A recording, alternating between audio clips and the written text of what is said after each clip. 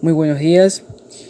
Bien, el día de hoy, en la clase de hoy, vamos a dar a conocer las unidades número 1 y número 2 de la clase de organización y planificación escolar. Tenemos en la primera unidad lo que son la organización escolar y cultura empírica de la escuela como hecho cultural y la escuela como realidad empírica. Vamos a topar el primer tema, que tenemos organización escolar y cultura empírica de la escuela.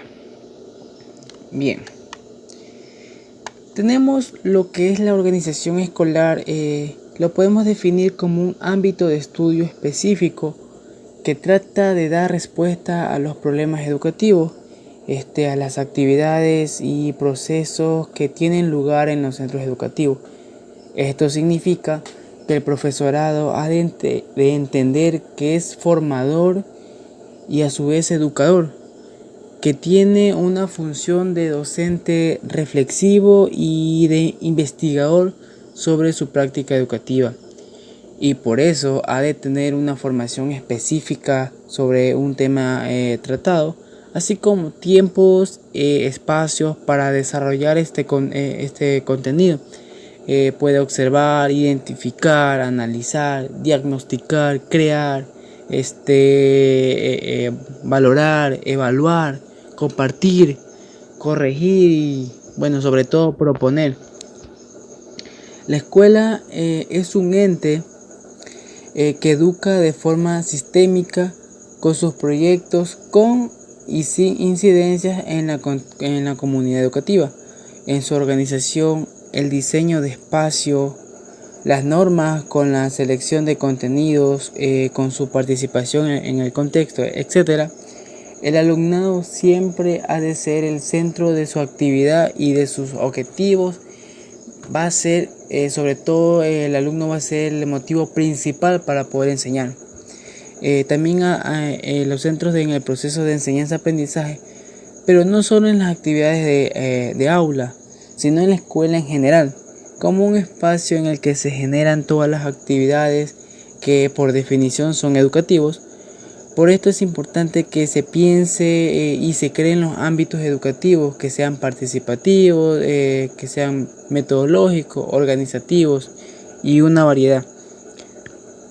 Que tengan espacios propicios para que se generen aprendizaje, se desarrollen competencias sobre todo y se construyan valores. Dado que la educación y la formación del alumnado es la que da sentido al centro educativo. Debemos tener claro dos palabras fundamentales, como lo es la planificación y la gestión, que a simple vista puede que suenen iguales o puede que signifiquen iguales, pero no lo son. Tenemos primero lo que es planificación, que es una función administrativa que comprende el análisis de una situación, el establecimiento de objetivos, la formulación de estrategias que permiten alcanzar dichos objetivos y el desarrollo de planes de acción que señalan cómo implementar dichas estrategias. Pero ¿para qué sirve esta planificación? La planificación es algo esencial en el trabajo de un gestor, ya que es la que le permitirá conseguir dichos objetivos que se han propuesto. Planificar supondrá crear una herramienta con la que se puede conseguir un valor, una herramienta que nos ayuda a obtener resultados positivos más que todo. Y tenemos como siguiente definición lo que es la gestión, que la gestión es asumir y llevar a cabo las responsabilidades sobre un proceso.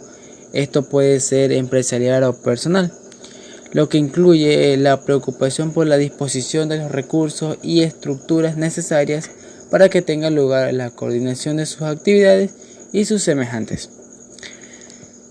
Tenemos los principales instrumentos de gestión y tenemos como primero al proyecto educativo institucional PEI. Tenemos al proyecto curricular de institución educativo, el PCIE, el plan anual de trabajo, el PAC, el reglamento interno, el RI, el manual de organización y funciones MOC y el informe de gestión anual IGA. También podemos destacar que se tiene un modelo de gestión educativa. Este modelo es un proyecto que inició su gestión en enero del 2010 y plantea una reestructuración en el Ministerio de Educación para que se garantice y asegure el cumplimiento del derecho a la educación, es decir, que se busque influir de manera directa sobre el acceso universal y con equidad a una educación que se evidencie la calidad y calidez, lo que implica ejecutar procesos de desconcentración desde la planta central hacia las zonas, los distritos y circuitos para fortalecer los servicios educativos y aproximarlos hacia la ciudadanía, atendiendo las realidades locales y culturales.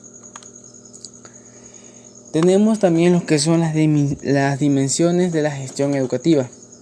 Tenemos como primero la dimensión pedagógica didáctica, que se refiere a las actividades propias de la institución educativa que la diferencian de otras y que son caracterizadas por los vínculos que los actores construyen con el conocimiento. Tenemos la dimensión organizacional, que es aquí donde los profesores y directivos, así como los estudiantes y los padres de familia, desarrollan su actividad educativa en el marco de una organización juntos con otros compañeros bajo ciertas normas y exigencias institucionales. Tenemos la dimensión comunitaria, que se entiende como el conjunto de actividades que promueven la participación de los diferentes actores en la toma de decisiones y en las actividades de cada centro.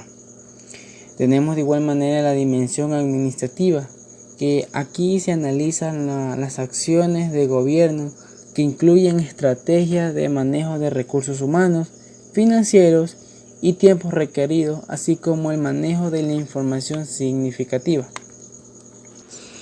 Pasamos a la siguiente temática y tenemos como título la escuela como hecho cultural. Bien, como sabemos, los valores, nuestra cultura proviene de la comunidad donde nosotros convivimos con nuestros padres, con nuestros hermanos, con nuestros amigos, etc. Y ese lugar, el lugar en el que nos encontramos, la escuela debe inspirarse para poder desarrollar sus procesos educativos, dependiendo del lugar donde nos encontremos. Recordemos que cada uno de nosotros tenemos diferentes culturas, diferentes personalidades, diferentes vestimentas. Entonces la escuela va a ser como un proceso de adaptación. Este proceso educativo es un proceso que puede ser cultural, porque la escuela promueve nuestra cultura, genera valores. Además de estar, la escuela siempre está abierta a atender a nuestra comunidad, a atender a nuestros padres de familia, para algún consejo, cómo vamos los estudiantes, su desempeño académico, un sinnúmero de situaciones. Tenemos a la siguiente autora que nos define cultura escolar, a Dominique Julia, en la conferencia de clausura de la ICHE de Lisboa en 1993. Nos define cultura escolar como el conjunto de normas que definen saberes a enseñar y conductas a inculcar al estudiante, así como una serie correlativa de prácticas construidas en el seno de las instituciones educativas a lo largo del tiempo, claro. También tenemos la dimensión histórica, que permite la transmisión de las disciplinas y la incorporación de comportamientos en la formación de los sujetos, todo ello con el marco de los procesos de socialización.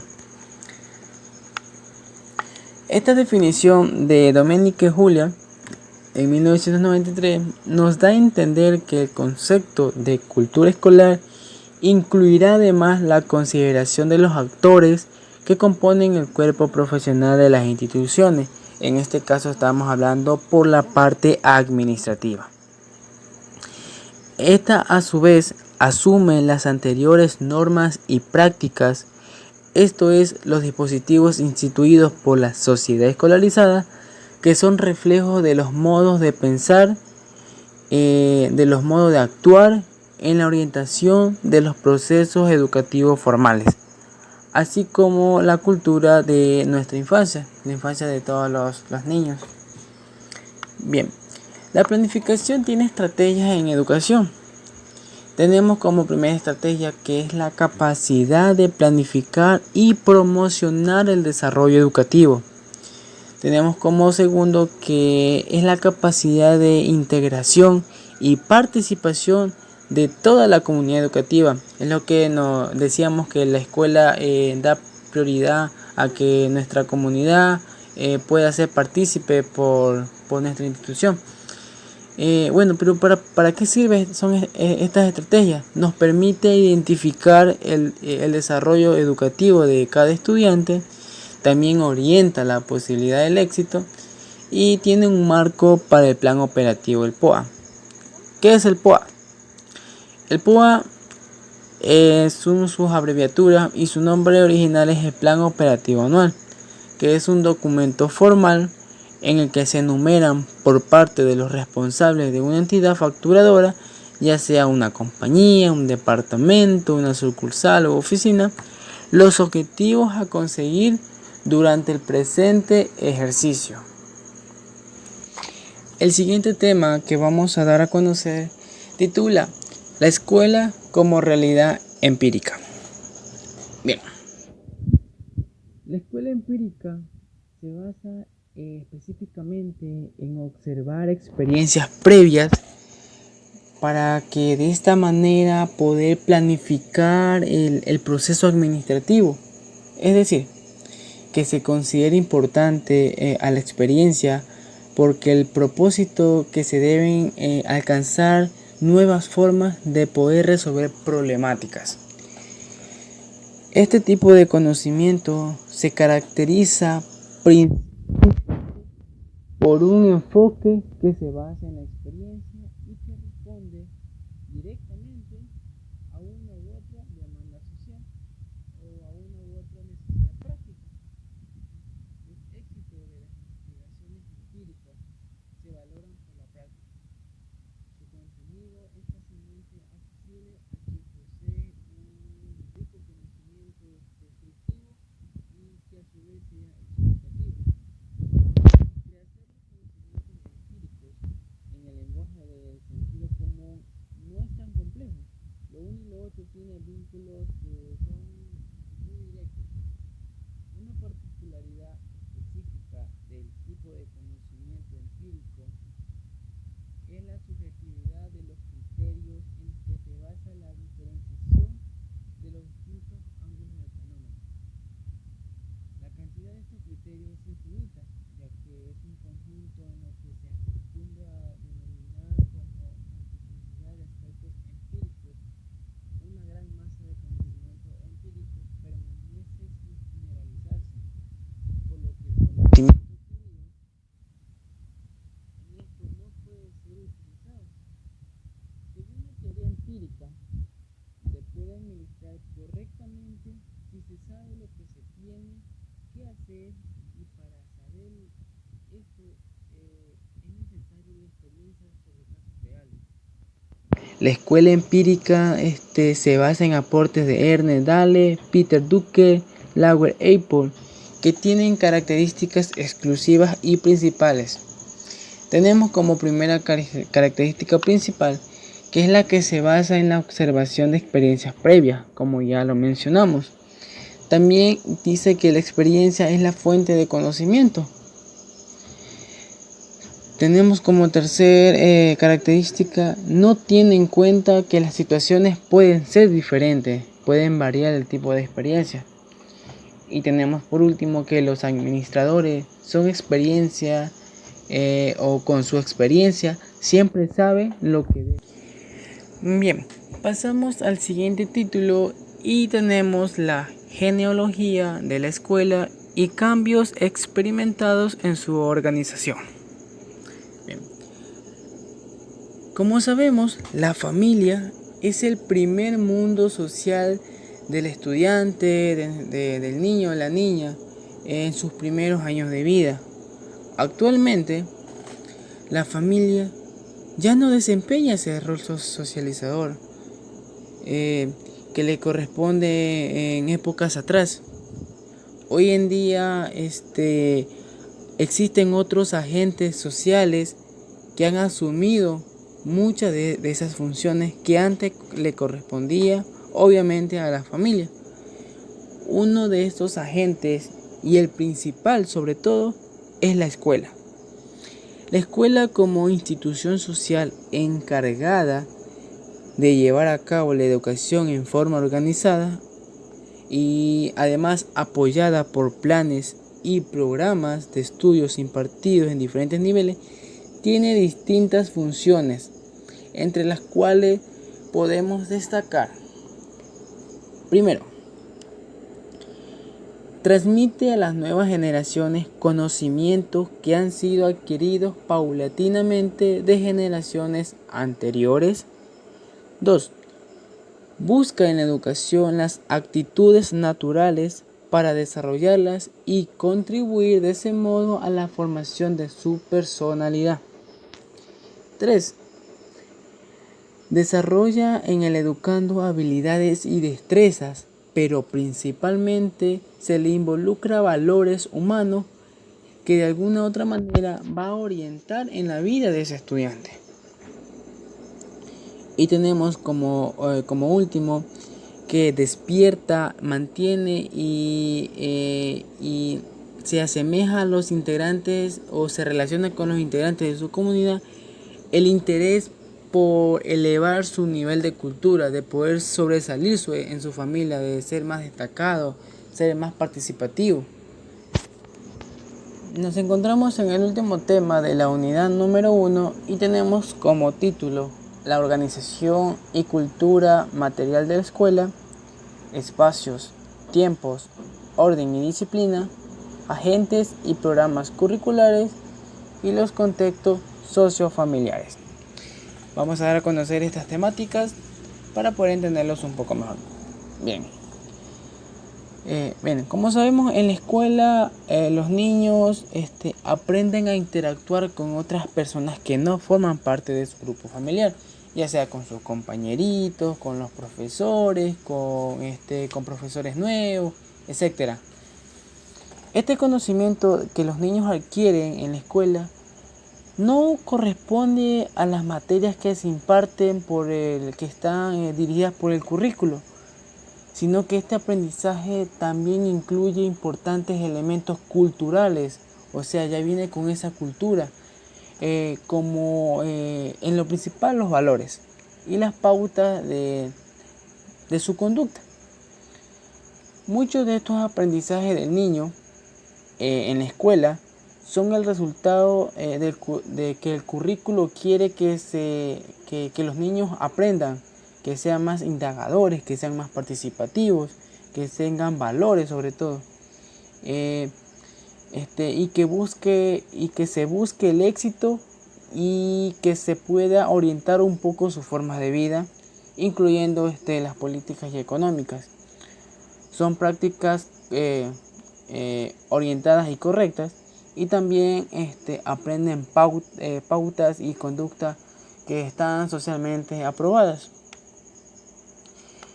Estudios recientes indican que cuando la familia participa en las actividades escolares y se involucra directamente con la tarea escolar de sus hijos e hijas, o sea, cuando los padres ayudan a sus hijos a estudiar, a hacer las tareas, colaborar, participar, estar con él pendiente, esto tendrá más oportunidades para que el estudiante pueda sobresalir académicamente. Es así como la investigación educativa provee numerosas evidencias en el sentido de que una adecuada intervención de los padres de familia puede producir un cambio positivo en el estudiante, que el estudiante se sienta con los padres con más confianza, que se sienta motivado, que le meta más ganas de seguir estudiando, que los padres van a estar ahí, haciéndole sentir sobre todo confianza en sí mismo.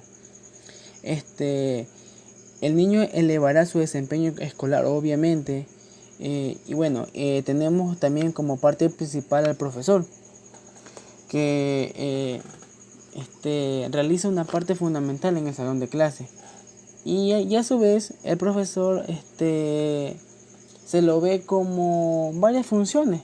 Por ejemplo, se lo puede considerar como un mentor porque el profesor promueve el deseo de aprender por parte de los estudiantes y hace que estos den lo mejor de sí mismo cada día. También el profesor es considerado como padre y madre. ¿Por qué? Porque comprende, guía a los jóvenes más allá de lo académico, más allá del simple hecho de dar clases y ya. El profesor también los escucha sus problemas y si existe el caso puede darle un consejo. También el profesor es un regulador porque regula a que los estudiantes a lo que los estudiantes hacen, lo que dicen y el modo en que los dicen.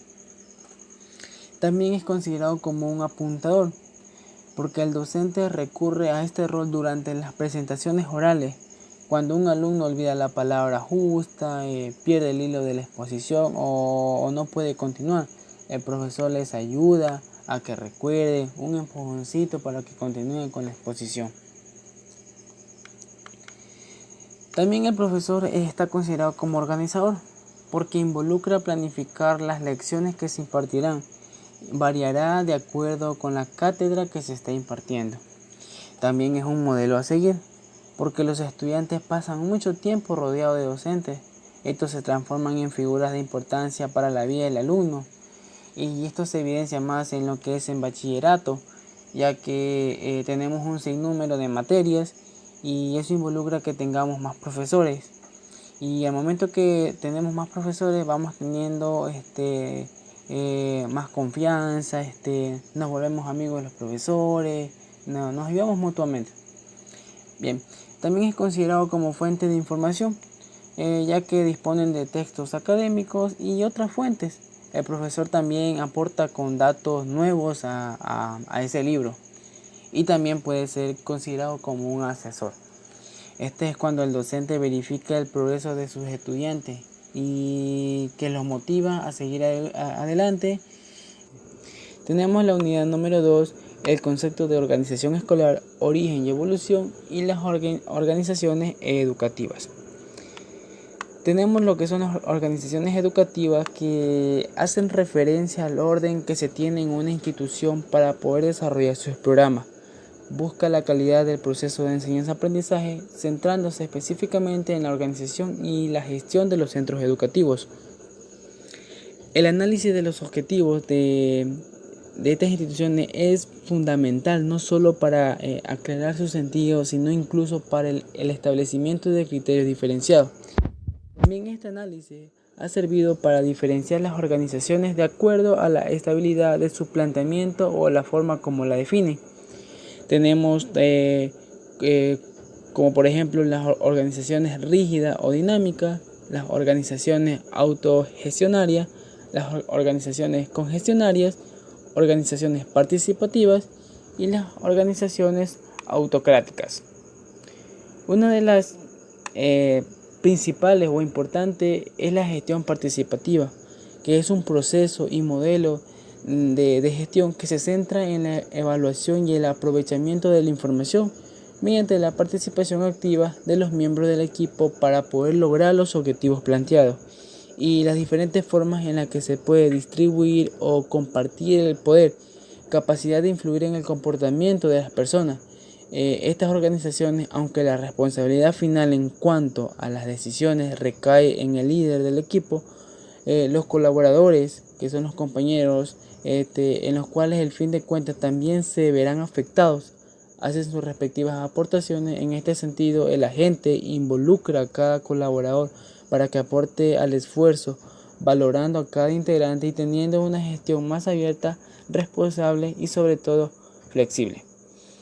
También tenemos lo que son los elementos fundamentales de la organización escolar y tenemos como primero la composición de la organización, segundo, individuos y grupos interrelacionados, tercero, orientación hacia objetivos y fines, cuarto, diferenciación de funciones, Quinto, coordinación racional y intencionada. Y sexto, la continuidad a través del tiempo. Bases teóricas para el análisis de las organizaciones escolares. Se habla de la escuela como organización, ya que en ella se pueden distinguir atributos y componentes que se asignan a las organizaciones en concreto. Tenemos, por ejemplo, los fines, los objetivos, los propósitos que se orientan a la realización de funciones que atienden a las conclusiones de unos fines determinados. Y por último tenemos la búsqueda de procedimientos que faciliten su eficacia y racionalidad. Dentro de los contenidos científicos de la organización escolar tenemos primero los elementos materiales, los elementos personales, los elementos formales y funcionales y los elementos auxiliares y complementarios. Dentro de los elementos materiales tenemos el espacio y los recursos. Dentro de los elementos personales tenemos a los docentes, a las familias, a los estudiantes y al personal administrativo y de servicio. Mientras que en los elementos formales y funcionales tenemos al sistema escolar, las planificaciones y los equipos de trabajo. Y por último, los elementos auxiliares y complementarios tenemos a las actividades extraescolares, los servicios complementarios de apoyo a la escolarización. Bien, seguimos con la unidad número 2 y tenemos como último tema las metáforas como herramienta para comprender la complejidad de las organizaciones escolares. Bien, en los últimos tiempos las organizaciones se analizan como realidades culturales cuyos miembros comparten valores, creencias, mitos, símbolos y normas. Desde esta perspectiva cultural y simbólica, algunos autores destacan la importancia de la metáfora en la creación de conocimiento y en el modo de definir el conocimiento del mundo a través del proceso de la interpretación. Sackman, en 1989, demostró cómo los ejecutivos de una empresa privada utilizaron la metáfora para reestructurar procesos de pensamiento y redefinir su realidad organizacional. Los resultados de su estudio muestran que la metáfora de jardín, en este caso de cortar, regar, podar, abonar, fue usada efectivamente para generar el cambio en la organización. Sackman argumenta que las metáforas pueden inyectar una partícula de visión de la organización. Smith, en el 2000, sugiere 5 pasos para el análisis de la metáfora. Primero, identificar el área de investigación, determinar el tópico, las preguntas y el material que será analizado. 2. Preparar un diccionario de posibles conceptos metafóricos de acuerdo a la cultura y el tópico elegido. 3. Analizar los textos palabra por palabra para identificar el uso de metáfora y construir un diccionario de conceptos metafóricos a partir de los hallazgos. 4. Copiar en una lista las frases metafóricas y su contexto natural. Y por último, 5. Realizar una categorización de los modelos metafóricos encontrados en los materiales analizados. Este constituye un paso interpretativo y reconstructivo en el que se extraen conceptos metafóricos. Las ideas de Morgan, de Sigmi, de Sackman y otros acerca del papel de las metáforas en la conceptualización de la organización van más allá de la explicación y la comprensión de la vida. Abren vías para la acción y la toma de decisiones porque el funcionamiento organizacional depende de los procesos mentales tanto de las personas y la organización.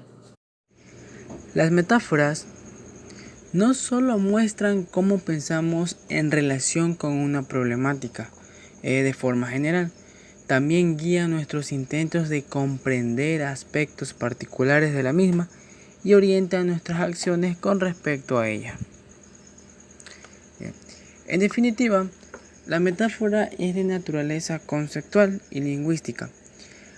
La metáfora desempeña un papel fundamental en la construcción de la realidad social, de la realidad cultural y política debido a su carácter estructuralmente ayudando a definir la realidad en la que se participa como lenguaje en la elaboración y la utilización de conceptos, contribuyendo a la misma con la ampliación de nuestro conocimiento.